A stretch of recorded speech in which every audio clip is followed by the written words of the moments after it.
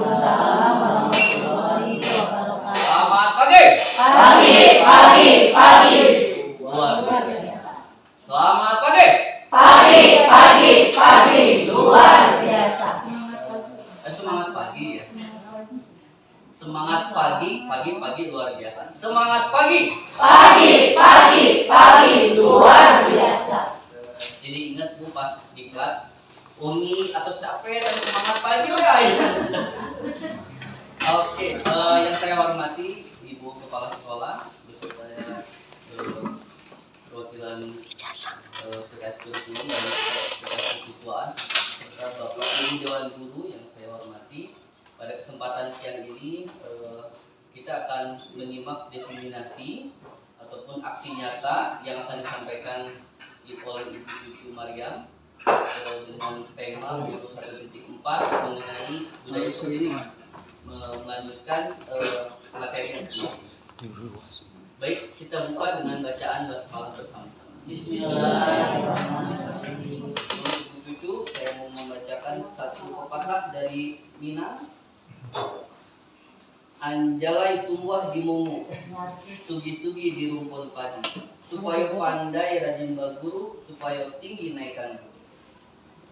Artinya pengetahuan hanya didapat dengan berguru, kemuliaan hanya didapat dengan budi yang tinggi. Pepatah ini menekankan bahwa ilmu pengetahuan bisa diraih dan bersekolah ataupun berguru pada siapa saja.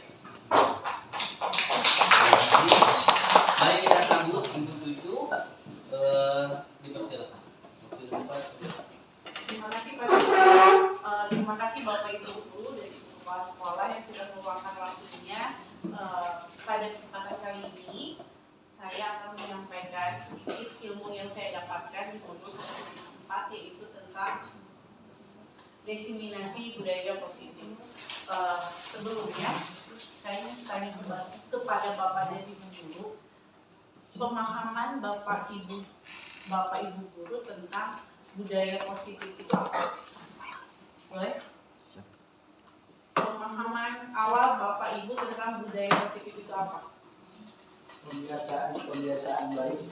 Pembiasaan baik. Tuh, keren. Ada lagi Bapak Ibu? Wija? Keyakinan yang disepakati bersama dan menjadi suatu budaya. Keyakinan yang disepakati bersama dan menjadi budaya. Ya, keren.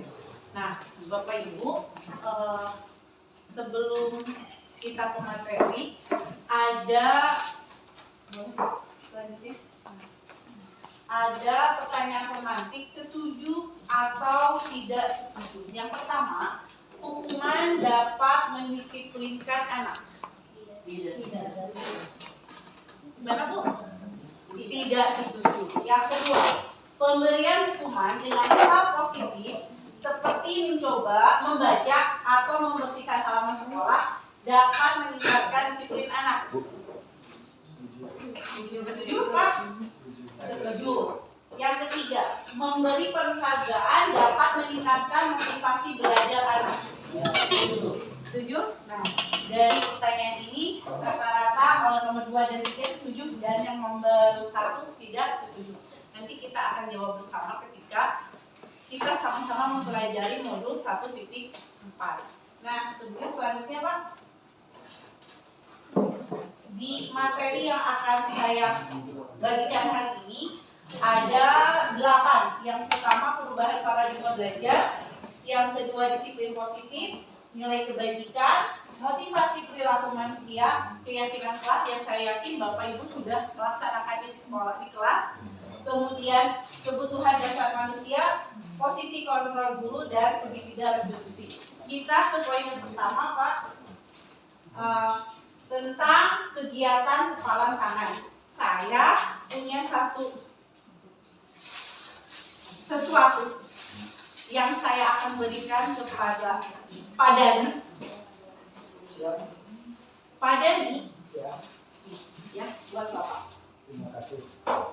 Tolong Pak Hasan bujuk Pak Dani supaya, sini ya kita baca dulu, supaya apa yang saya berikan kepada Dani tersebut sama Bapak harus diambil oleh Bapak. harus dapat oleh Bapak. Bapak mau melakukan apa kepadanya? Boleh di depan, Pak? Pasang apa ini? Saya memberikan sesuatu yang berharga buat Pak Dani dan Bapak menginginkannya. Saya belum tahu apa yang belum tahu.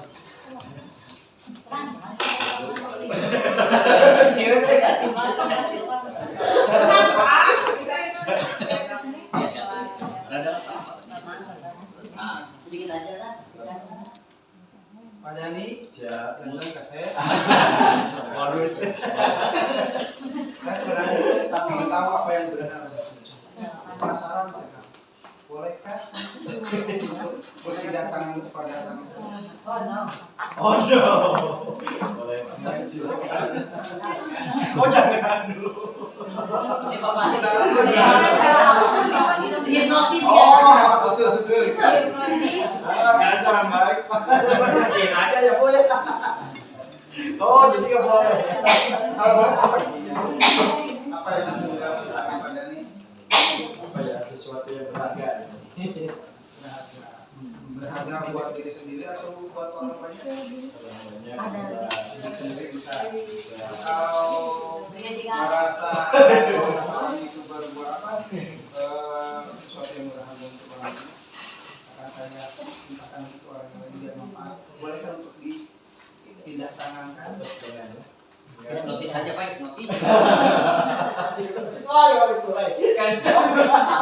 Pak Dani kan dulu mau dengan sama halus. Nah ini mau saya takut. Nggak bisa. Paling di jajanan.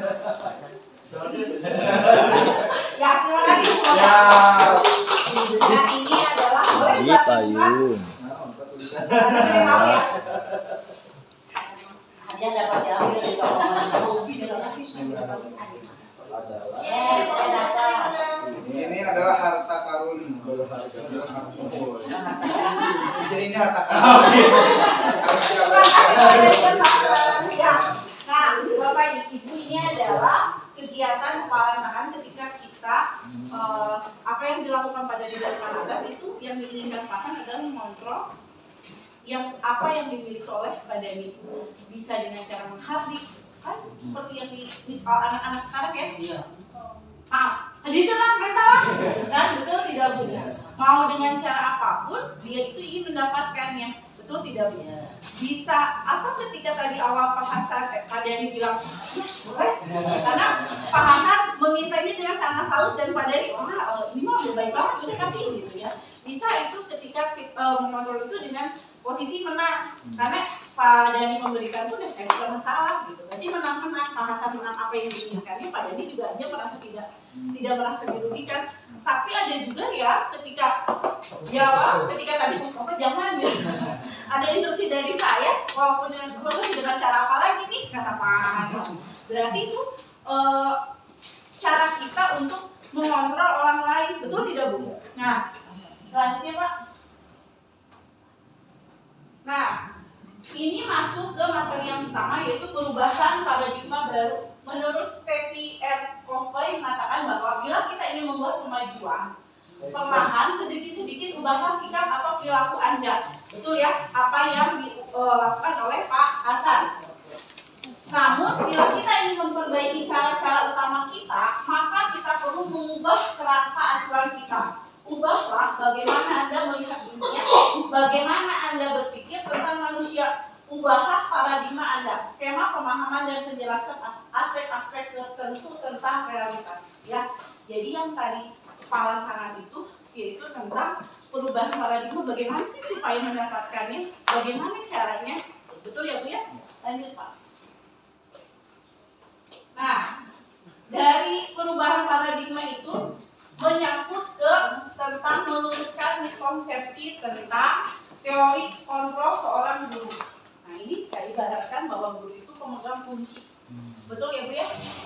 Nah, kita harus menghilangkan bahwa satu, ilusi guru mengontrol murid. Jadi si murid itu semua adalah keinginan kita. Pokoknya muridnya kudu A. Kalau murid punya keinginan lain nggak bisa. Pokoknya saya pengen si murid itu versi saya, di kelas itu seperti saya. Itu baik tidak Pak? Tidak. Kemudian yang kedua, bahwa ilusi bahwa semua penguatan positif efektif dan bermanfaat. Tidak semua penguatan positif itu bermanfaat. Itu tidak bukan ketika anak diberikan penghargaan terus. Nanti ibu akan lihat apa sih efeknya. Nah, betul tidak Bu? Ketika anak, wah saya mah kalau misalnya dapat nilai 100 nih, biasanya sama orang suka dikasih coklat. Jadi anak belajar itu hanya menginginkan akan sesuatunya saja. Ya, itu positif dari Bu Hani karena mungkin Bu Hani memberikan suatu penghargaan, tetapi efeknya menjadi kontrol negatif buat anak. Seperti itu. Kemudian yang ketiga, ilusi bahwa kritik dan membuat rasa bersalah mampu menguatkan karakter. Tuh kan kamu mah, coba kalau tadi benar, ibu kan gak akan malu gitu ya. Seperti tadi pacarnya, saya malu gitu. Ternyata, oh gitu.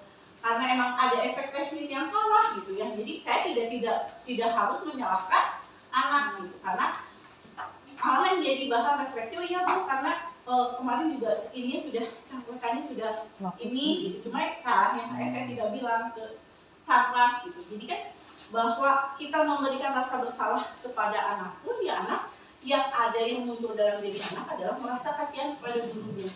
Saya tidak akan membuat kesalahan lagi, harusnya si ibu. Jadi bukan dia menghargai dirinya. Nah itu pun harus dihindari. Kemudian yang berikutnya adalah ilusi bahwa orang dewasa berhak memaksa. Ya, seperti yang pokoknya bangun jam 5, wudu jam 5 karena kamu udah sholat, dipaksa sama orang tuanya. Padahal kalau kita tanyakan kepada anaknya, kenapa sih dia harus bangun jam 5? Ya bukan sholat subuh atau apa gitu kan. Ketika anak menyadari kenapa dia harus bangun tepat waktu supaya sarapannya, anak saya itu supaya sarapannya tidak cepat-cepat karena ibunya harus pergi. Ketika dia mulai menyadari, kita juga jadi enak gitu, termasuk nih anak didik kita di kelas. Jadi ilusi kontrol ini adalah mengibaratkan yang tadi kepalang tangan tadi ketika apa yang dilakukan guru itu seperti itu ibu. Selanjutnya Pak. Nah di sini sesungguhnya siapa sih yang memiliki kontrol? Kita mencoba agar orang berpandangan sama dengan kita responnya, betul ya? Ayolah sini buat saya, kamu nanti saya berikan ke yang lain kalau bermanfaat, gitu kan tadi Bapak. Itu kan supaya pandangan Bapak kepada ini itu oh iya ya, kalau nggak bermanfaat terus saya berikan gitu ya, seperti itu kan. Nah ternyata kalau teori kontrol atau pilihan, kita berusaha memahami pandangan orang lain tentang dunia. Jadi manfaatnya itu seperti apa. Jadi teori kontrol itu kita ubahlah sedikit-sedikit. Jangan mau kita dikontrol oleh orang lain ketika kita melakukan suatu pilihan itu sudah baik menurut kita, bukan menurut bapak guru kita atau orang tua kita. Nah kita sebagai guru memberikan pilihan yang terbaik itu buat anak didik kita. Kita memberikan pandangan yang terbaik buat anak didik kita. Seperti itu. Lanjut Pak. Nah kita lanjut ke materi selanjutnya yaitu disiplin positif. Menurut Ki Hajar Dewantara, disiplin itu kita lebih mengenalnya ke peraturan. Betul ya Pak ya? Ketika anak tertib, betul tidak Pak? Disiplin berarti anak tertib. Anak tertib melakukan apa yang sudah kita sepakati di kelas. Berarti itu anak itu disiplin, baik itu di kelas, di luar kelas, itu anak itu disiplin.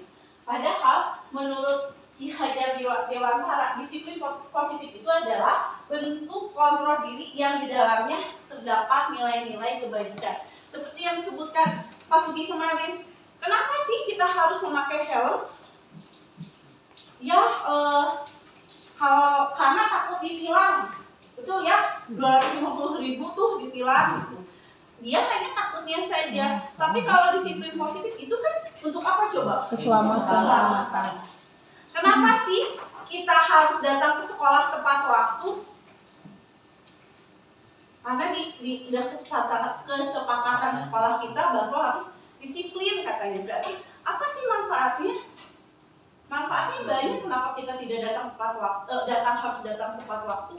Pertama kita tidak terburu-buru terus, berarti si anak tersebut sudah bisa mengatur waktunya, sudah bisa memperkirakan dari sekolah ke rumah, dia makan, dia sudah mengatur dirinya. Nah itu yang namanya disiplin positif. Ketika si diri anak itu sudah bisa mengontrol dirinya yang di dalamnya terdapat nilai-nilai kebajikan. Jadi ketika dia di disiplin positif, dia sudah mengetahui efeknya untuk dirinya. Nilai kebajikan yang dia kuatkan itu apa? Seperti itu. Lanjut Pak. Nah, nilai-nilai kebajikan yang karena kita menggunakan kurikulum merdeka sebetulnya banyak ya Bu. Cuma karena kita menggunakan filosofi Ki Hajar Dewantara dan kurikulum merdeka, kita menggunakan profil pelajar Pancasila. Sebenarnya nilai kebajikan itu banyak. Ada IBO Primarius Program. Itu ada toleransi, rasa hormat, integritas dan lain sebagainya. Kemudian keterampilan hidup life skill. Apakah anak-anak sama kita hanya profil pelajar Pancasila saja? Tentu tidak. Tentu ya Pak ya. Toleransi anak-anak kita ajarkan, rasa terima kasih kita ajarkan, memberikan hal yang terbaik kepada temannya kita ajarkan. Berarti itu ada. Jadi tidak hanya profil pelajar Pancasila. Mungkin kalau dijabarkan dimensinya dari profil pelajar Pancasila ada nilai-nilai kebajikan yang lain. Nah, disiplin positif ini yang dibangun kita itu supaya menyadarkan anak menyadari ketika dia bertindak sudah sesuai dengan nilai kebajikan yang dia yakini. Seperti saat ini karena kita menggaungkan kurikulum merdeka dengan profil pelajar Pancasila, berarti nilai kebajikan utamanya yaitu pada profil pelajar Pancasila yang 6 itu. Betul ya Bapak Ibu ya? Lanjut Pak. Apa ya? Video nih. Video apa ya? Apa ya?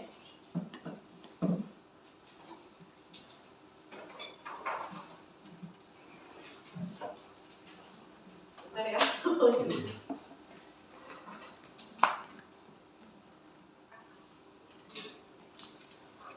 Belum ke video Bapak.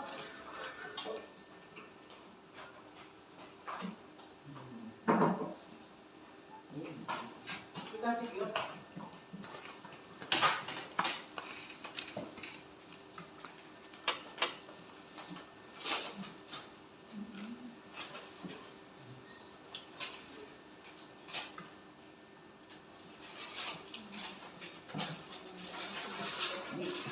Sini slide.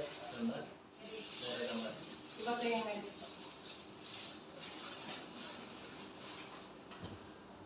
Lanjut aja. Nah, ini.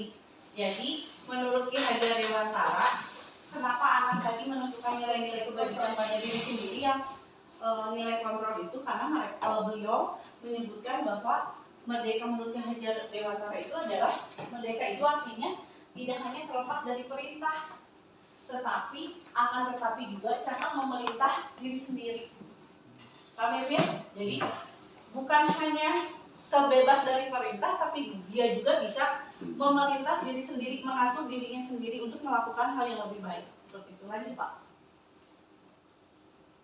Nah, sekarang yang tadi yang penghargaan. Ilusri memberikan bahwa hal positif itu, kenapa sih penghargaan itu tidak baik dilakukan?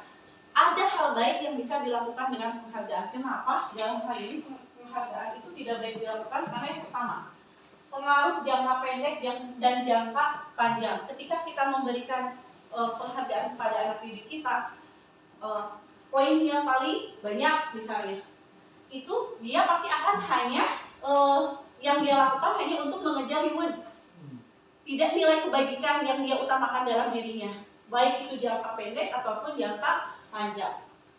Kemudian tidak efektif, merusak hubungan. Betul Bu, merusak hubungan terjadi ketika di 072 yang dulu, ketika anak biasanya ranking 1, kemudian dapat hadiah di kelas bawah, ketika kelas 6 sampai si orang tuanya tuh dia tuh tergeser rankingnya dari mata pelajaran dan dia mendapatkan hadiahnya kurang, itu sampai orang tuanya ke sekolah dan marah-marah.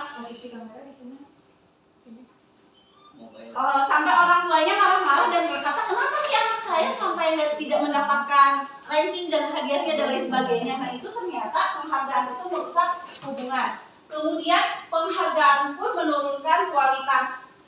Udah saya mah pasti udah gitu-gitu lagi, udah masih saya aja yang terbaik. Tidak ada motivasi internal dalam diri anak, karena dia sudah tahu bahwa sayalah yang akan yang terbaik. Karena sudah sering diberikan penghargaan oleh bapak ibu gurunya. Kemudian mematikan kreativitas. Ya karena itu, karena kualitasnya sudah, karena dia sudah merasa yang terbaik, kreativitasnya pun mentok sampai sana. Penghargaan mendukung motivasi dari dalam diri, karena ternyata penghargaan itu memberikan hukuman kepada anak jika dilakukan secara berlebihan. Jadi penghargaan itu tidak baik, Bu. Penghargaan itu, tapi penghargaan yang seperti apa ketika kita memberikan apresiasi kepada anak.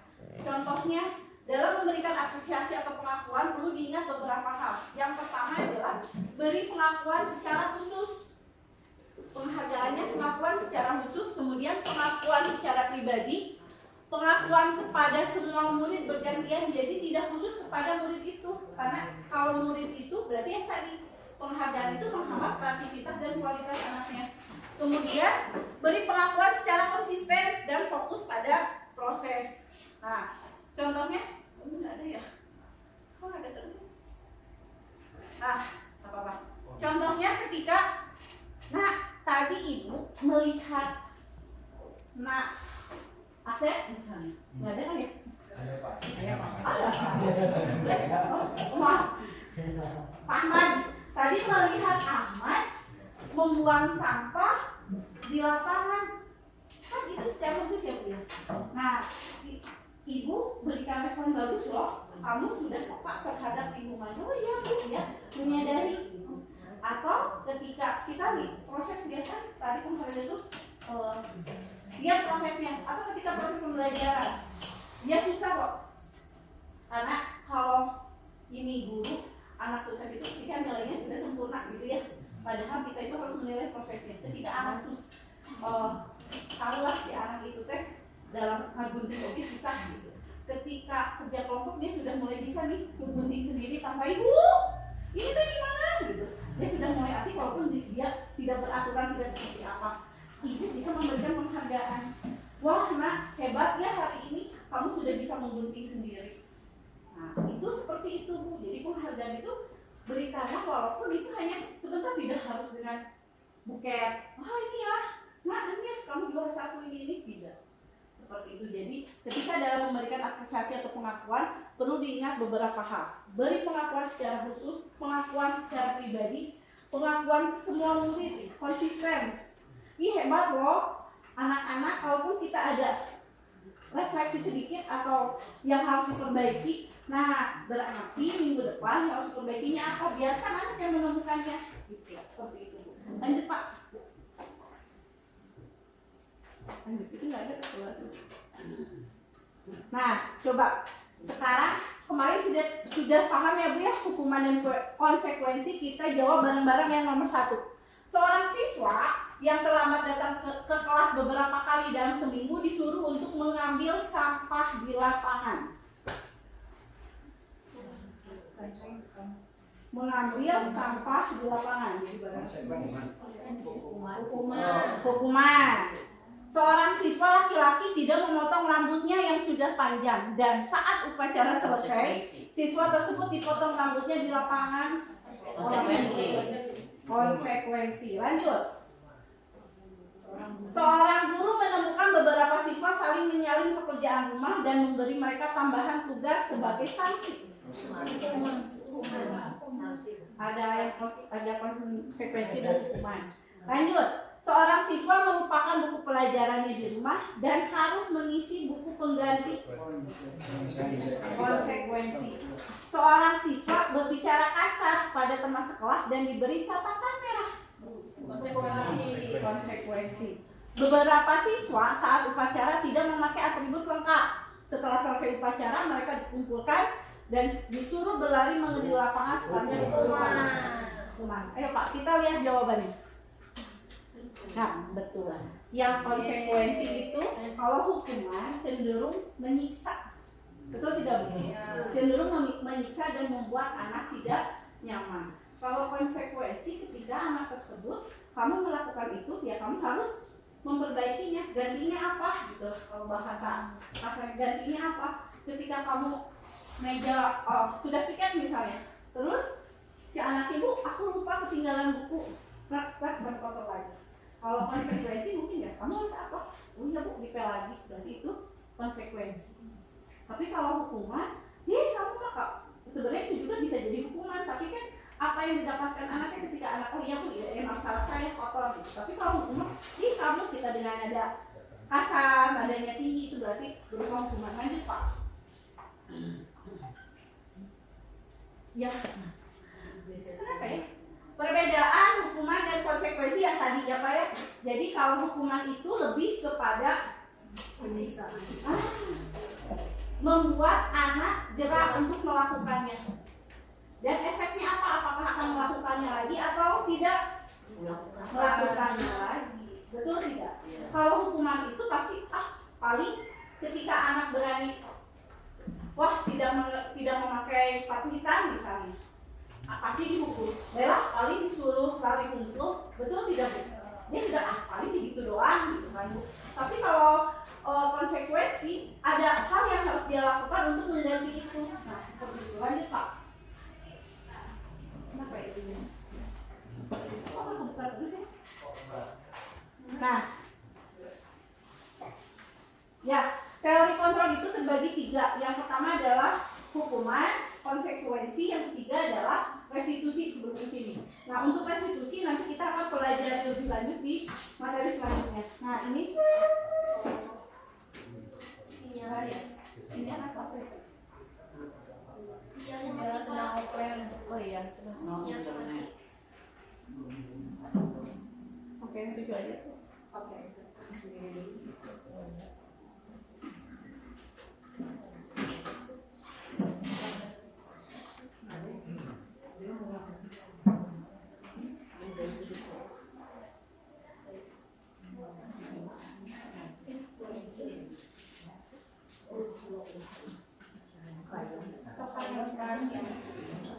Ini kan Karena kan masih di urunan, si warnanya masih di urunan. oh ini udah Pak ini. Ada yang masih belum udah kasih. Nah ini kita dikatakan gagal, seorang guru dikatakan gagal, yaitu ketika identitas gagal itu yaitu memberikan hukuman. Tetapi guru dikatakan disiplin meskipun yang terbaik adalah restitusi. Konsekuensi juga termasuk ke dalam disiplin identitas sukses gitu. Kenapa dikatakan identitas sukses? Karena yang dirasakan oleh anak adalah netral. Netral itu kenapa? Karena saya sudah melakukan kesalahan, berarti saya harus melakukan. Tapi ketika restitusi itu adalah positif. Kenapa positif? Yang kemarin pasti diceritakan karena itu dia itu memvalidasi tindakan dan dia meyakini keyakinan yang dia kenapa sih saya berbuat salah itu dan dia mau memperbaikinya. Jadi kalau restitusi itu ada hal positif yang ada pada dirinya. Lanjut Pak. Nah, selanjutnya setiap manusia itu melakukan sesuatu pasti ada dasarnya. Betul tidak Bapak Ibu? Betul. Pasti ada dasarnya. Ketika di kelas saya ada seorang anak yang dulu ya, seorang anak yang mencari perhatian ke teman-temannya karena dia anak istimewa. Kasusnya itu ketika kerja kelompok dia membeli rokok, padahal dia tidak merokok karena teman-temannya. Saya kaget gitu ketika saya tanya sama rekan saya, kenapa ini ternyata diselidiki. Dia itu perlu pengakuan dari teman-temannya. Ketika mereka teman-temannya asik kerja kelompok, dia karena anak istimewa, udahlah kamu mah diam gitu ya. Akhirnya gimana supaya teman-temannya mengakui kehadiran saya, dia melakukan itu. Jadi kan teman-temannya fokus kan, bu si A itu beli rokok bu. Tapi saya tanya gitu, emang kamu rokok ya? Sampai saya rada-rada tinggi juga gitu. Nah, kamu ngelakuin itu gitu.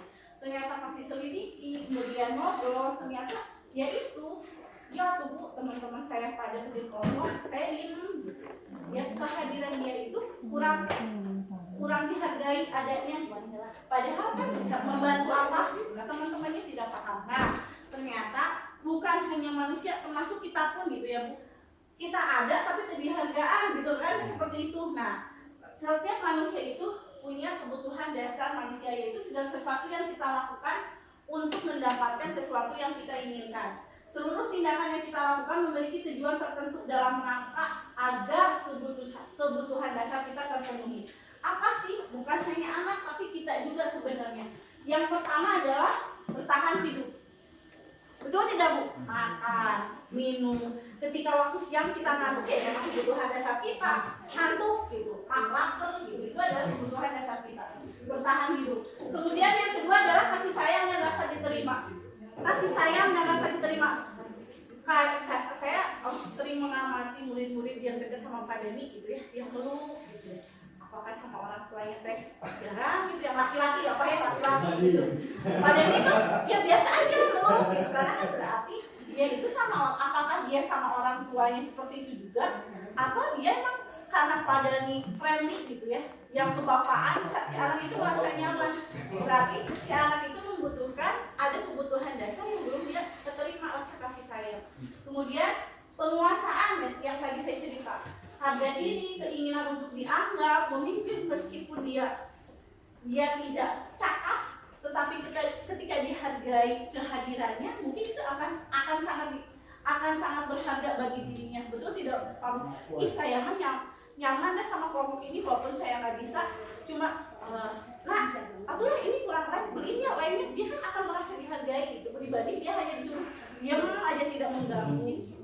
Kemudian kebebasan dan kesenangan, ini adalah kebutuhan dasar manusia kan Pak.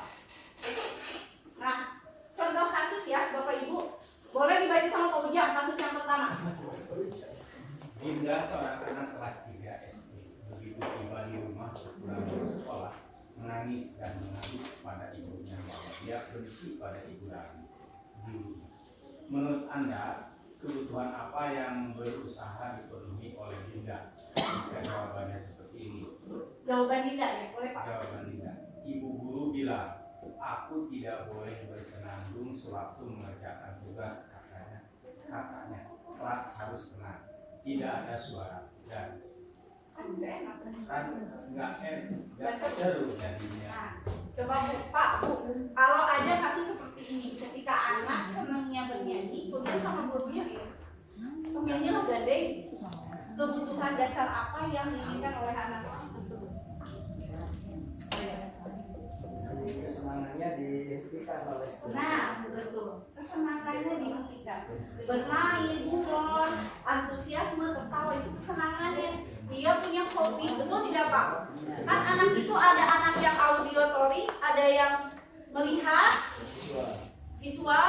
Nah, itu kan dengan berbagai macam itu mungkin anak akan lebih paham ketika dia mengerjakan itu sambil bernyanyi atau sambil nonton gitu. Nggak mungkin kan kalau di sekolah sambil nonton, ketika dia sambil bersenandung itu mungkin kesenangannya sama Ibu Rani di gandeng gitu ya, karena Bu Rani bukan tipe guru yang kalau belajar risik gitu.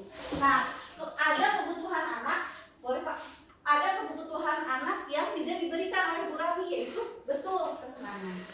Lanjut untuk kasus yang kedua, Bu Deti. Tahun ini Dimas genap berusia 17 tahun. Dia senang sekali ketika ayahnya mulai mengajarkan cara menyetir mobil. Setiap akhir pekan ia berlatih menyetir. Ia terlihat senang sekali berlatih sampai akhirnya ia bisa menyetir mobil dengan baik dan lancar. Ketika ibunya bertanya pada Dimas, apa yang membuat dia ingin bisa menyetir mobil? Ketika jawaban Dimas adalah seperti ini, kebutuhan apa yang ingin dia penuhi? Menyetir mobil itu seru. Jawaban Dimas, menyetir mobil itu seru. Kebutuhan apa yang Dimas inginkan? Tantangan. Lima ini. Oh. Penguasaan. Apa Pak Agus? Betul, kebebasan. Karena menyetir mobil itu hal baru bagi dia untuk melakukan seperti itu. Ya Pak ya. Jadi ketika anak melakukan sesuatu pasti ada dasarnya. Mungkin terjadi kasus ketika anak mengambil bekal temannya. Terjadi di sekolah saya yang dulu juga sama. Mengambil bekal temannya. Ibu, bukan bekal. Alat tulis. Kenapa sih alat tulis saya hilang lagi? Saya selidiki, adalah temannya itu. Saya tanya, kelihatan ketika sholat ditanya, kenapa? Bu, buat jajan aja susah, katanya gitu. Apalagi buat beli alat tulis. Jadi ya karena saya nggak punya, saya ambil. Berarti dia kan tidak memiliki gitu ya. Berarti ada hal yang kebebasan ya, bukan kebebasan, kebutuhan dasar dia yang tidak terpenuhi seperti itu. Lanjut Pak. Nah, kebutuhan dasar manusia ini berkaitan dengan dunia berkualitas. Apa sih dunia berkualitas? Bapak Ibu, seperti cerita yang ada diceritakan Pak Guru siapa ya? Oh, dalam guru kimia. Nah, guru kimia. Kita itu pasti mungkin tahu di modul 1 titik berapa yang tugasnya itu siapa guru yang memberikan pelajaran yang bermanfaat buat kita dan yang memberikan efek jerah buat kita. Ada kan tugas seperti itu? Nah, Bapak Ibu itu adalah masuk ke dalam dunia berkualitas. Apakah kita termasuk Bapak Ibu guru yang ada dalam dunia mereka? Atau hanya mungkin Bu Cucu mah, oh iya Bu Cucu itu guru kelas 6 yang dulunya di Sukasari, hanya seperti itu saja. Kita tanya kepada diri kita karena ternyata dalam dunia anak itu ada namanya dunia berkualitas.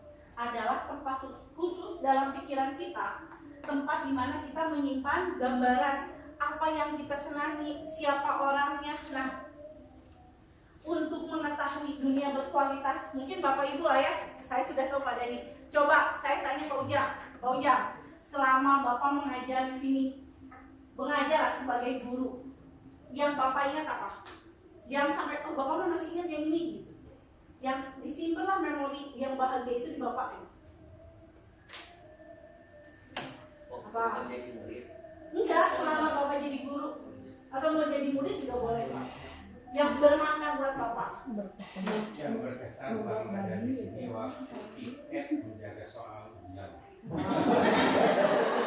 Saya tahu Pak. Saya tahu. Berbangga sampai malam. Itu kesannya. Kesan ya. Saya dengan guru-guru jadi di sini lah. Berarti kan kesenangan, betul tidak? Jadi Bapak mendapatkan kesenangan itu tidak direncanakan untuk camping gitu ya Pak ya. Jadi karena tiket itu, nah itu adalah dunia berkualitas. Mau itu orang, mau itu kegiatan, mau itu hal apapun, anak itu akan menyimpan di memori kita. Kalau yang hanya sekedar lewat ya tidak akan anak simpan. Nah itu adalah dunia berkualitas. Jadi ketika saya pun ketika menjadi guru, orang yang saya kenal itu guru kimia saya waktu di SMA gitu. Sampai dia itu memberikan, ayo Cu kamu bisa, ayo. Sedangkan tantangan teman-teman saya itu banyak gitu. Sampai Bapak itu memberikan almarhum, Bapak itu memberikan pekerjaan, kamu bisa, so kamu maju gitu. Saya ikut Olimpiade Kimia dan alhamdulillah Kota Bandung gitu.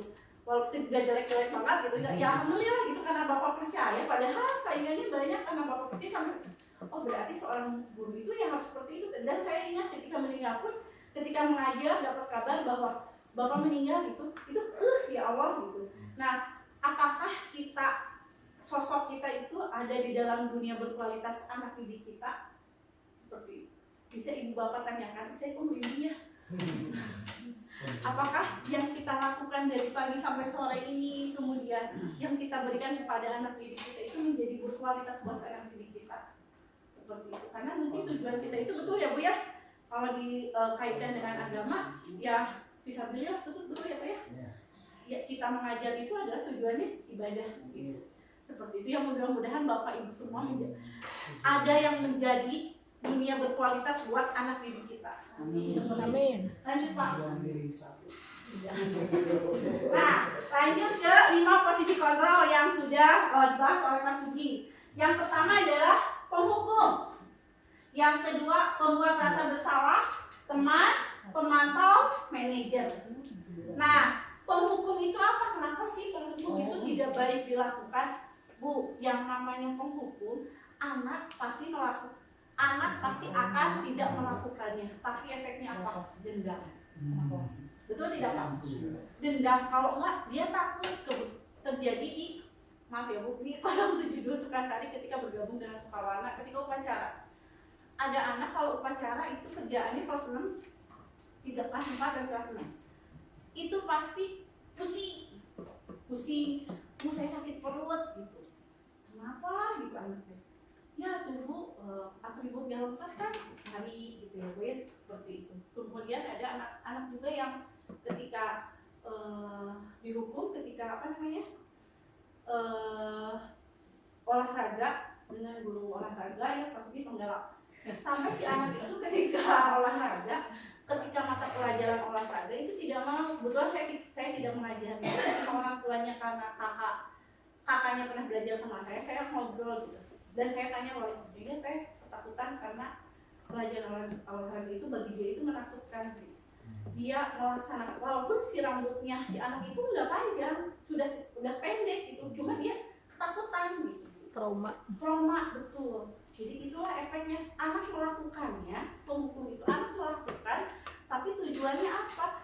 Ya karena saya takut, efeknya apa? Dendam. Kalau tidak juga saya benci ke guru itu. Karena kan yang tadi dunia berkualitas itu bukan hanya guru yang baik atau prestasi yang sudah didapatkan. Hal jelek pun itu masuk ke dunia berkualitas. Saya ingat loh, saya kelas sedikit, rok saya pendek di sini misalnya, kayak gitu. Rambut saya nggak diikat, dipotong misalnya, itu kan jadi ingatan buat mereka gitu. Nah, iya, itu, iya lu.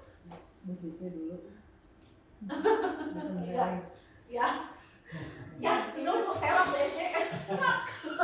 Jadi kepala sekolah seperti itu. Kemudian pembuat merasa bersalah. Kenapa guru tidak baik untuk melakukan menjadi pembuat merasa bersalah? Ya, kamu lakukanlah demi ibu. Bu malu itu dilihat sama ibu kepala sekolah seperti itu. Malu loh ibu, kamu teh kayak gitu. Lihat dong teman-teman kelas yang lain, tertib, hari kelas kamu tertib. Pastilah ibu bapak sering melakukan hal itu ya. Efeknya apa yang didapatkan oleh anak? Ya, betul. Anak melakukannya, tapi tujuannya apa? Karunia ke gurunya. Betul tidak Bu? Karunia ke guru saya. Sedangkan yang kita inginkan adalah nilai kebajikan yang si anak itu ingin dapatkan. Betul tidak Bu? Dia itu menyadari kesalahannya ketika dia melakukan kesalahan itu ya karena nilai kebajikan yang dia pegang, bukan karena merasa bersalah kepada gurunya seperti itu. Dan itu pun harus dihindari. Ya, Bapak Ibu. Kemudian yang ketiga adalah teman. Ya, saya melakukan betul Pak selama beberapa tahun ini kelas 6 karena saya megang kelas 6 itu ketika anak menjadi puber. Betul Bapak Ibu ya? Menjadi puber, kemudian dia punya dunianya sendiri dengan segala teknologi yang semakin kesini kan anak-anak terpenuhi teknologinya. Saya memerankan sebagai teman gitu. Ternyata ya efeknya itu kayak gitu Bu. Efeknya itu anak itu berlindung. Udah ada si ibu ini, yakinlah melawan. Ya Bu ya, atau ketika anak itu salah, Bu atau Bu lah, Bu please lah, Bu lah, Pak lah. Ada bapak mah bagel lah Pak. Jadi dia itu merasa dia terlindungi gitu.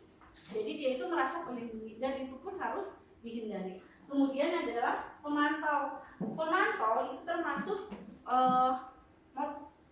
bagus juga gitu Bu, karena ya seperti konsekuensi kalau pemantau, karena kita sudah membuat kesepakatan kelas, keyakinan sekolah, kita sudah membuat itu, anak-anak tahu kalau misalnya terlambat ada konsekuensinya, harus mengurangi jam. Misalnya si anak terlambat ke sekolah 30 menit pelajaran A, Konsekuensinya berarti selama istirahat kamu tidak boleh keluar dulu selama 30 menit karena itu sudah ada kesepakatan. Nah, kalau pemantau seperti itu Bu, konsekuensinya dia harus mendapatkannya. Nah, yang paling bagus itu adalah manajer. Nah, pertanyaan saya, di manakah posisi kita? Harusnya Ibu coba jujur sekarang tanya Bu Hani. Coba jujur sekarang tanya Bu Hani. Dari kelima ini, sebelum Bu Hani mengenal, Bu Hani di posisi mana? Teman kayaknya. Teman. Saya ingat dulu kalau pas saya mau bola, dia nggak ada, itu tudungnya sih lebih bola gitu, rame-rame, saya temennya aja. Betul. Apakah posisi teman itu baik? Kata saya posisi teman pun baik karena dalam menerapkan manajer, kalau kita sebagai pemantau anak, ketika diawali dengan pemantau, anak-anak itu jangan terus. Jadi anak-anak kalau kita menerapkan sebagai manajer, terus kita posisinya sebagai pemantau, ya kasih anak-anak takut. Tapi kalau ketika kita menerapkan manajer diawali dengan percakapannya sebagai teman, anaknya takut nggak menghadap kita? Tidak. Jadi sebenarnya teman juga bagus, tapi teman seperti apa? Ya ada batasan. Lanjut Pak. Nah, 5 posisi kontrol guru dikatakan gagal jika guru itu adalah penghukum dan pembuat merasa bersalah. Jadi penghukum kan gaya bicaranya juga beda gitu. Betul ya Bapak Ibu ya? Kalau pembuat merasa bersalah, si gurunya, ih kamu mah enggak, dia nggak nada tinggi, tapi jelek gitu kamu. Oh nyanya si ibu teh gara-gara saya jadi weh gitu ya. Dia hanya kasihan ke gurunya seperti itu. Kemudian kita dikatakan berhasil ketika anak muncul motivasi intrinsik pada dirinya. Apa saja? Teman. Teman sebenarnya itu Bu, itu sudah positif juga. Tapi Ibu berlatihlah ke pemantau atau langsung lanjut ke manajer. Teman juga bagus sebenarnya. Cuma teman seperti apa? Kalau istilah Sunda mah, meh budak mah tercabutak. Seperti apa ya? Nah, seperti itu. Lanjut Pak. Nah, udah Pak. Nah, coba kita lanjut ke pertanyaan ini ya, Bu Tita.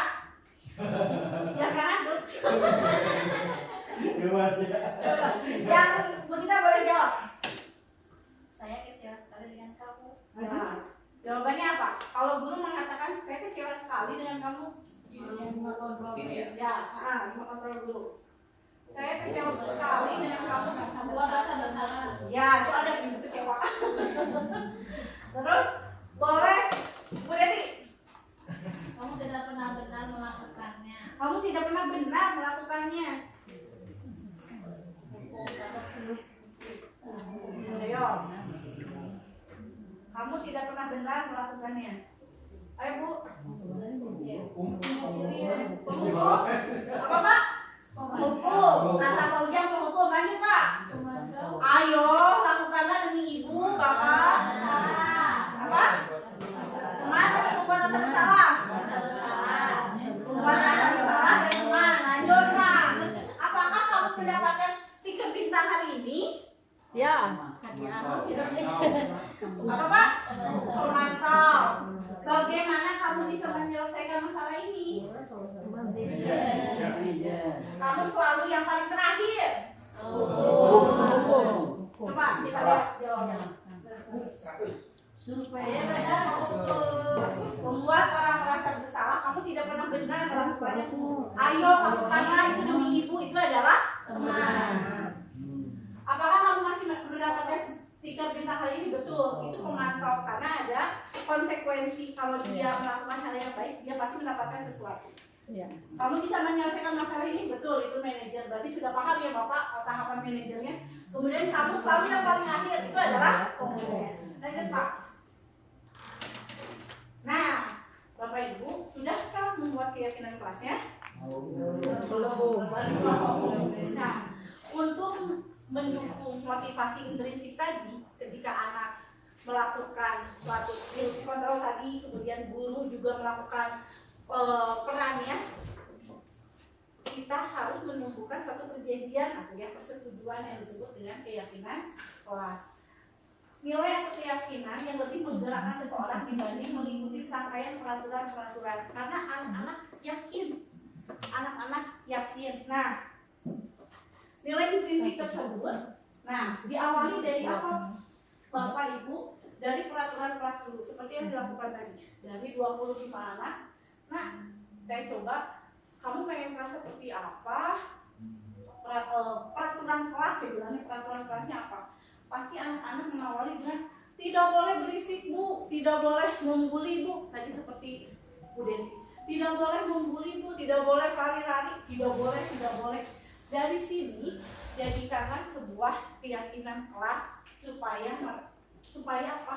Minimal lingkungan kelasnya lah positif dulu. Kalau lingkungan kelasnya positif, sekolah pun akan sama. Kelas 1 sudah lingkungannya sudah positif. 2, 3, 4, 5, 6 berarti apa yang akan dihasilkan? Lingkungan sekolah. Betul tidak Bu? Nah, itu akan menjadi budaya positif. Nah, bagaimana rangkaian dalam membuat keyakinan kelas? Pak. Ini contoh yang dibuat waktu di sana ya Pak ya. Yang pertama adalah berdiskusi memunculkan peraturan atau aturan yang perlu ditaati warga sekolah. Biarkan anak mengekspresikannya. Seperti ini ya Bapak Ibu, satu anak, satu juga boleh. Saya tadi kegayaan 2. Ditempel di dinding mereka, di kelas. Kemudian setelah itu, setelah anak kita sebutnya peraturan dulu. So kamu mau apa kelas yang mau dibuat? Ditulis dulu, kemudian mengubah peraturan menjadi kalimat yang lebih positif. Di sini disebutkan tidak boleh lari-lari di kelas. Ya nama anak-anak, berarti kalimat positifnya apa? Boleh dong Bu. Boleh lari-lari di kelas dong Bu. Tidak boleh berisik. Jadi kalimat positifnya apa? Boleh lari-lari di kelas. Tidak boleh bawa HP. Boleh dong Bu, boleh HP. Tidak seperti itu gitu. Ketika diajarkan yang pertama, tidak boleh berisik dan berlari-lari di kelas. Saya kelompokkan mana yang mengganggu, mana yang mencoret, mana yang itu gitu. Saya kelompokkan, dibantu dengan anak-anak. Setelah dikelompokkan, ini masuknya kemana? Tidak boleh berlari atau berisik. Itu masuk kemana ya nilai kebajikannya? Nilai yang kamu yakininya? Oh iya Bu, tertib. Nah, anak menemukan sendiri ya. Berarti apa? Tertib saat belajar di kelas Bu, kita tuliskan. Nah, tadi kelas 6 itu mendapatkan 6. Tertib, tanggung jawab, jujur, itu ya Bu jujur. Terus menghargai, sopan dan menghormati orang lain atau barang orang lain. Ketika minjem harus bilang, itu kan rinciannya dari peraturan ini. Jadi kita yakin keyakinan kelasnya. Kita sepakati anak-anak dari yang tadi kamu sebutkan ini. Nah, ini kita sudah sepakati. Berarti keyakinan kelas itu ada berapa? Ada ini, kami disebutkan.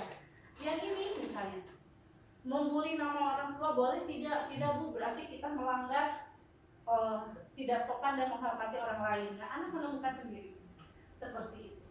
Nah, itu adalah cara kita menemukan, menggali keyakinan kelas, biarkan timbul dari anak dan anak menyepakati. Oh iya ya, Bu ya kan mau berisik ya Bu ya, berarti saya tidak tertib. Nah, gitu. Jadi keyakinan kelas itu disepakati oleh anak-anak sendiri dan diyakini oleh anak-anak karena tujuan dan kita bisa mengevaluasinya atau menambahkannya ketika di saat itu udah di sini kan nggak ada misalnya kayak tadi awalnya 6 jadi 7. Bu kalau ini masuknya kemana Bu? Saya nggak apa saya lupa. Oh anak-anak itu masuknya apa? Anak-anak sudah langsung menjawab tanggung jawab Bu, itu mah berarti anak-anak sudah mengetahui nilai kebajikan atau nilai keyakinan yang dia bisa temukan. Nah seperti itu. Untuk lebih meyakinkannya, nah, setelah ibu bapak buat boleh diberi dalam poster seperti ini ya, atau di dalam karton tempelkan ada poster yang ibu bapak buat. Kita buat kesepakatan anak bisa dengan tanda tangan, diyakini oleh anak-anak dengan cara apa? Bisa tanda tangan atau bisa dengan cap jempol. Jadi anak-anak paham bahwa itu yang harus dia yakini. Seperti itu. Lanjut Pak. Nah, coba sekarang. Di sini ada peraturan selalu kembalikan buku ke tempatnya. Keyakinan kelasnya apa? Tanggung jawab. Disiplin, tanggung jawab. Dilarang mengganggu orang lain. Sopan. Sopan. Hadir di sekolah 15 menit sebelum pembelajaran dimulai. Disiplin. Dilarang melakukan kekerasan. Hormat. Dilarang menggunakan narkoba. Berat ya? Pasti kan ada kalau di SMP SMA ada kan? Nah, dilarang menggunakan narkoba. Apa Pak? Apa Bu? Hidup sehat, betul. Bergantian atau menunggu giliran? Disiplin. Gunakan masker. Kesehatan. Jangan berlari di kelas atau koridor jika diganti siapa? Tertib. Oh iya. Coba kita lihat jawabannya Pak. Survei. Keyakinan kelasnya kalau selalu kembalikan buku ke tempatnya itu adalah masuk ke dalam tanggung jawab. Jadi anak-anak tahu ketika anak menyebutkan ini, oh iya itu saya tidak bertanggung jawab. Dilarang mengganggu orang lain, hormati orang lain. Hadir di sekolah 15 menit sebelum pembelajaran dimulai, menghormati orang lain dan berkomitmen. Dilarang melakukan kekerasan, keselamatan, menghormati orang lain. Menggunakan narkoba, betul tadi kesehatan ya. Bergantian atau menunggu giliran, menghormati orang lain dan bersabar. Gunakan masker, kesehatan, jangan berlari di kelas, itu keselamatan. Itu keyakinan kelasnya. Jadi kata jangan berubah menjadi kalimat positif dan cari keyakinan kelasnya. Jadi keyakinan kelasnya gimana? Berat aja 5 atau 3 juga cukup. Apalagi untuk anak SD gitu ya. 5 atau 6 aja cukup. Tapi kan anak-anak paham dari peraturan yang mereka buat. Oh ini tuh saya nggak boleh. Gitu, seperti itu. Mana lagi Pak? Nah ini contoh tadi ya Bu ya. Ketika anak-anak membuat, ketika sudah anak-anak TPK, nah ini sedang mereka berkreasi sendiri Bu. Mau dibuat karton Bu, saya membuat di karton sendiri gitu.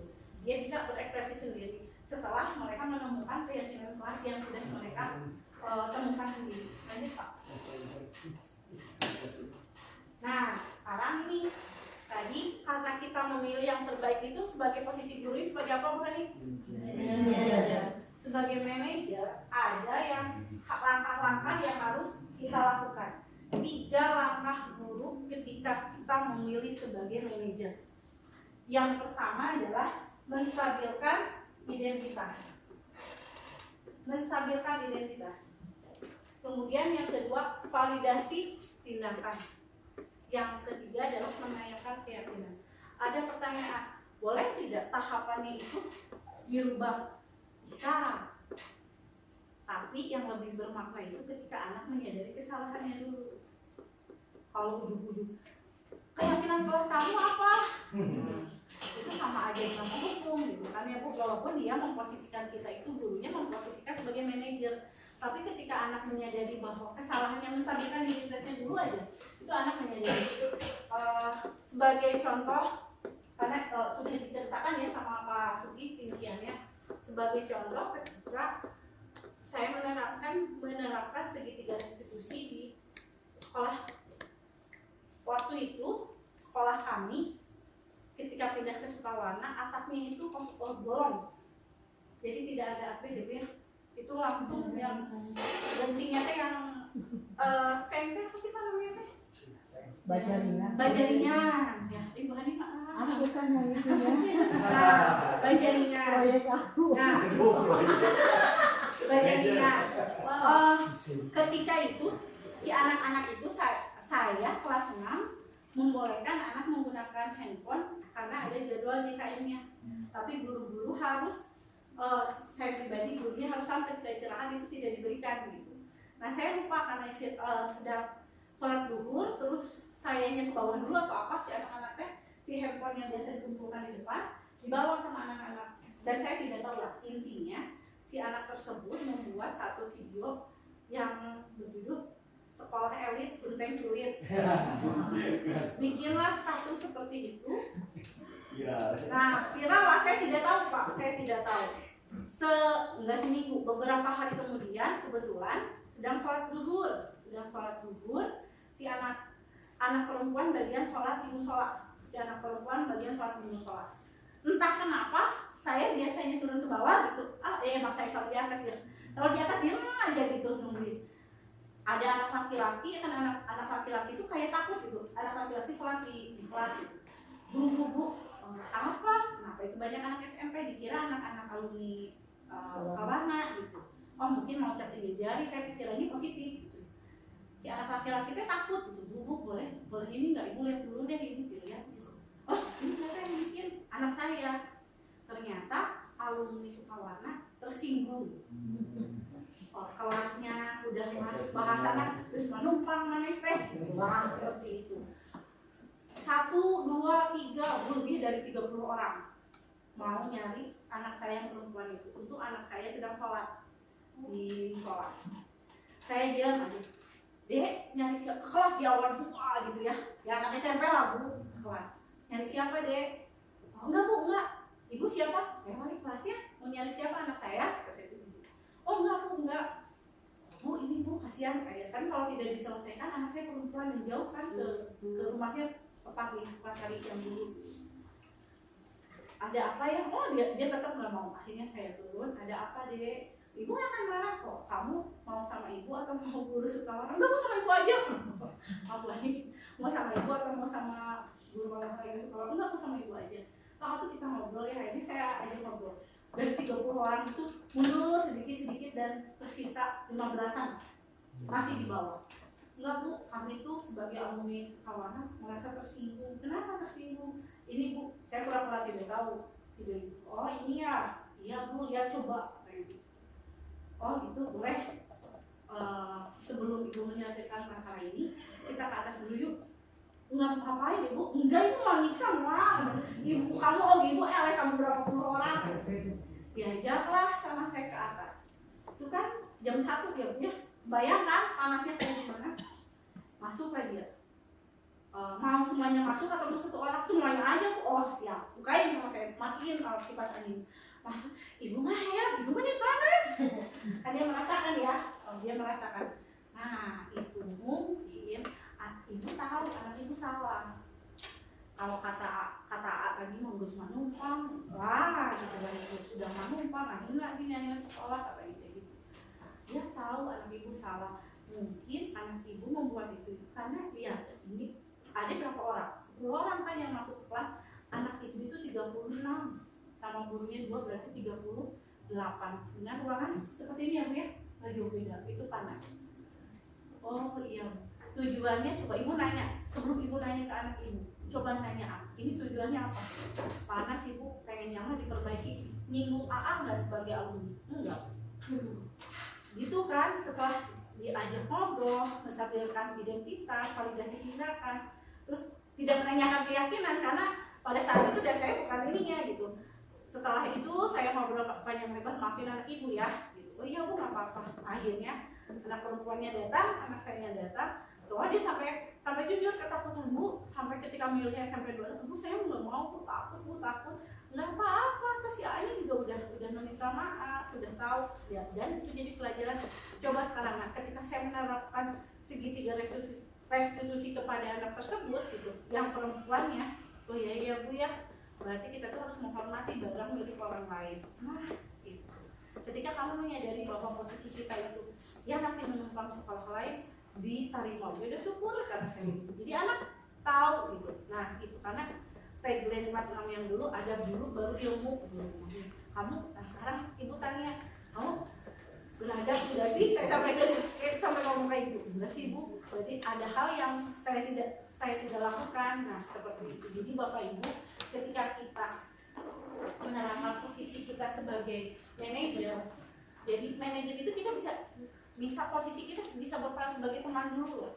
Karena kalau kita ibu mau, atau ketika ada guru BP lah ya, kan BP itu identik dengan wah menakutkan gitu. Tapi kalau guru BP-nya memposisikan sebagai teman, tapi prosedur yang dia lakukan itu sesuai segitiga restitusi, yakin anak pasti akan meyakini nilai-nilai kebajikannya. Nah jadi proses budaya positif itu satu sama lainnya yang tadi 8 materi itu saling berkaitan. Mau dibawa kemana sekolah kita? Seperti itu Bapak Ibu. Ya, nah sekarang Pak Siti boleh. Ini tidak usah karena sudah ya. Sudah Pak, lanjut.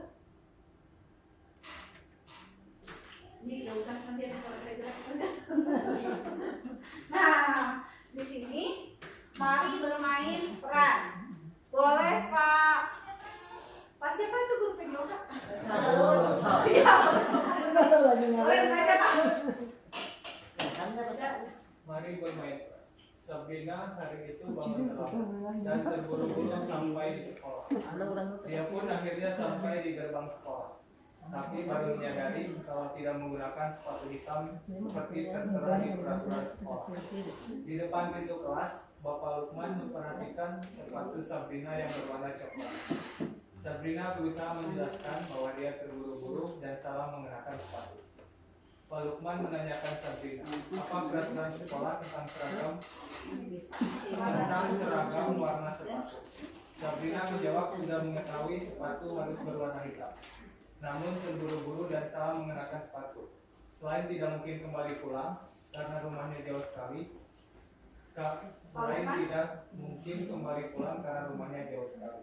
Pak Lukman tetap bersikeras pada peraturan yang berlaku dan mengatakan, ya sudah, kamu sudah melanggar peraturan sekolah, kamu salah, sudah terlambat. Salah pula warna sepatunya.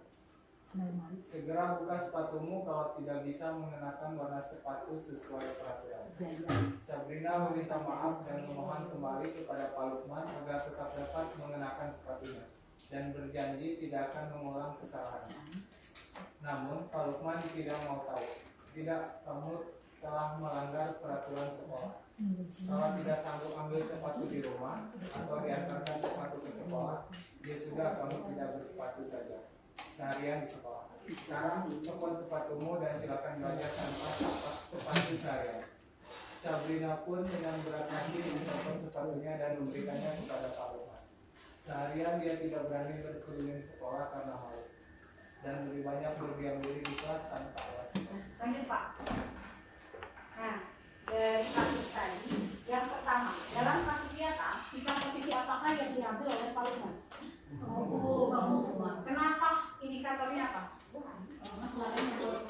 Seharian di dalam sepatu. Kemudian dia dimarahi kan? Dimarahi. Kasih sanksi. Ya, kasih sanksi. Gila, Bapak Lukman mengambil posisi seorang manajer, apa yang akan dikatakannya? Pertanyaan-pertanyaan seperti apakah yang akan diajukan ke Sabrina? Boleh oleh dua orang Bapak Guru. Oh ya, Pak Sugi. Ayo Bapak, biar tidak mengantuk. Satu sebagai, oh ya, satu sebagai, oh ini sebagai Sabrina, Pak Sugi sebagai Pak. Bermain peran. Tapi Pak Sugi harus manajer. Kan tadi yang dilakukan oleh Pak, siapa namanya? Pak Lukman, dia sebagai guru. Nah, kalau Pak Sugi sebagai Pak Lukman, karena guru olahraga pasti sering ngadisimbulin anak. Betul ya Pak ya? Coba Bapak berperan sebagai Pak Lukman versi seorang manajer. Tepuk tangan dulu. Selamat pagi Sabrina. Pagi Bapak. Sabrina, bagaimana kabarnya? Alhamdulillah baik. Oke, Sabrina, sekarang jam berapa ya? Jam 7:10. Nah, berarti tandanya kamu terlambat ya. Berapa dikit?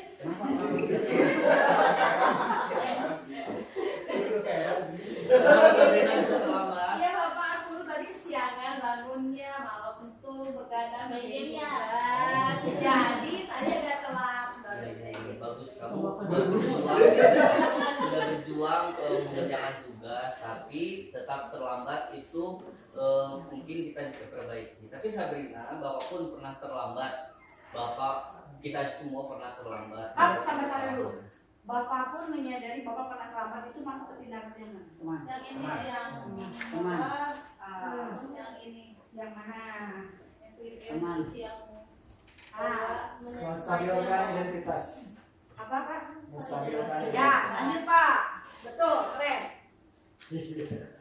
Memang tadi. Bapak G pernah terlambat, Sabrina. Tenang. Berapa bulan?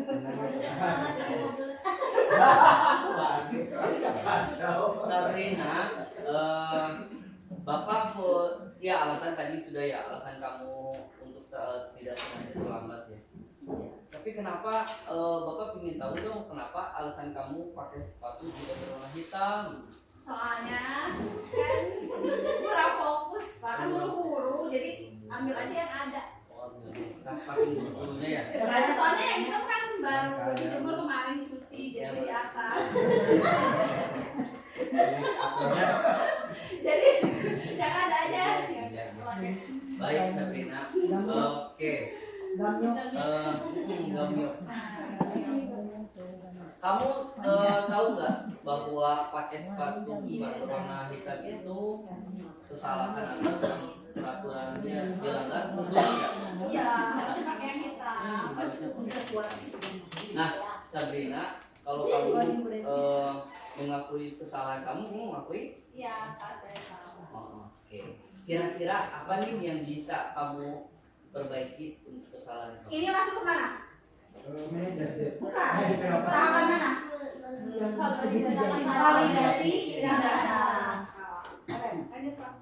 Oh, dari Kan banyak di bawah siapa? banyak ikan.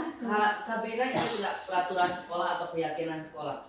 Ya, kalau di sekolah itu harus memakai sepatu hitam. Jadi keyakinannya apa? Tertib ya? Tertib. Ya, menuju ketertiban ya.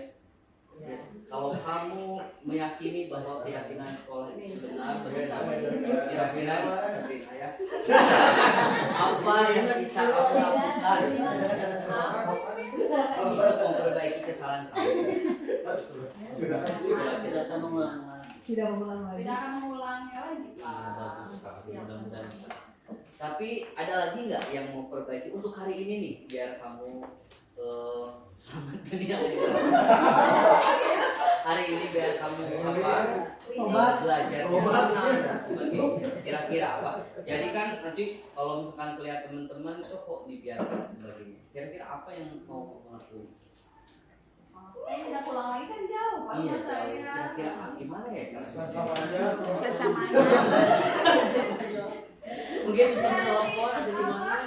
Nggak ada orang di rumah. Oh, nggak ada orang. Biar bapak dia. Kira-kira gimana ya Sabrina ya? Lanjut sama Bapak sekarang. Beliin sepatu apa, Pak? Hah? Sedangkan waktu sekolah. Ini kan menguak agar dia memberi solusi sendiri kan ya? Gimana Sabrina? Di rumah ada orang nggak di rumah? Sabrina semangat. Nggak ada. Emang cari karena nggak ada?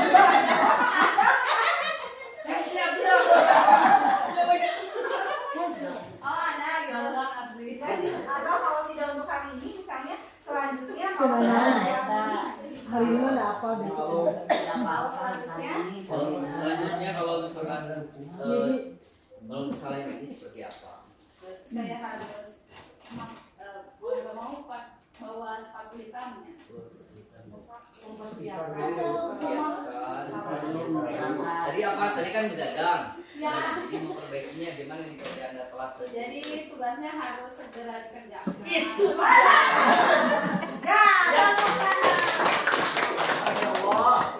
jadi tujuannya si 3 restitusi itu ketika kita menstabilkan identitas ya pas kalau itu kan kesalahannya, tapi kalau misalnya ketika anak marah wah apa cepet gitu. Ketika kalau api dengan api kan tapi kalau kita menstabilkan identitasnya, oh iya, tahu kok kamu lagi marah ya. Terus kamu yang kamu lakukan tadi apa? Jawabku, misalnya kayak gitu. Ada nggak sih yang lebih dari itu? Bisa kok saya nendang dia, tapi itu ada efeknya nggak?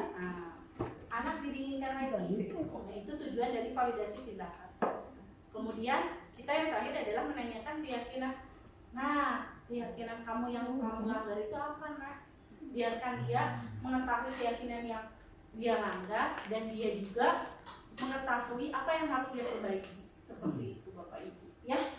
Semoga bukan saya tidak bermaksud mengguru ya, betul dan saya juga belajar, betul Bu, saya belajar. Kalau ditanya kasih simpan robot cucu ya saya mah teman, bisa ditanya seperti kita. Saya sama anak-anak itu ya ngerasa saya teman gitu, tapi ternyata itu tidak baik gitu ya Bu ya. Ada posisi lain yang harus kita terangkan. Nah, kita sama-sama belajar ya Bapak Ibu. Semoga materi kita hari ini materi yang saya sampaikan hari ini bermanfaat buat Bapak Ibu. Maafkan apabila banyak kesalahan dari saya. Mohon maaf sebesar-besarnya karena kesalahan itu datang dari saya. Seperti itu. Ibu, Bapak, kalau Ibu Bapak sudah PMM yang disiplin positif keyakinan kelas itu bisa jadi aksi nyata Bapak Ibu. Bapak Ibu sudah mungkin ya? Nah, saya kasih tips ya Bu ya. Saya kasih tips sekarang ketika Bapak Ibu mau mengupload aksi nyata keyakinan kelas. Nah, Bapak Ibu seperti tadi, anak-anak difotokan materinya aja keyakinan kelas. Jujur boleh di-share, boleh nanti yang saya share linknya. Keyakinan kelasnya Ibu ambil, Ibu masukkan foto-foto ketika anak-anak Ibu membuat keyakinan kelas. Ya, nah umpan baliknya boleh pakai Google Form, umpan balik ke anak dirinya, pakai Google Form atau tulis tangan di foto. Senangkah kamu dengan hari ini membuat keyakinan kelas? Apa yang kamu dapatkan hari itu? Fotokan, masukkan ke kanva Ibu, masukkan ke aksi nyata, Ibu dapat sertifikat. Seperti itu. Tapi foto-foto keyakinan kelasnya, prosesnya itu foto Bapak Ibu. Seperti itu Bapak Ibu. Oke. Bapak Ibu semuanya sudah melaksanakan diseminasi aksi nyata modul 1.4 sekali lagi, dan saya ucapkan terima kasih kepada seluruh Bapak Ibu. Mudah-mudahan manfaatnya bisa diambil dan bisa diterapkan di kelas. Terima kasih. Kita akhiri dengan bacaan hamdalah bersama-sama. Assalamualaikum warahmatullahi wabarakatuh.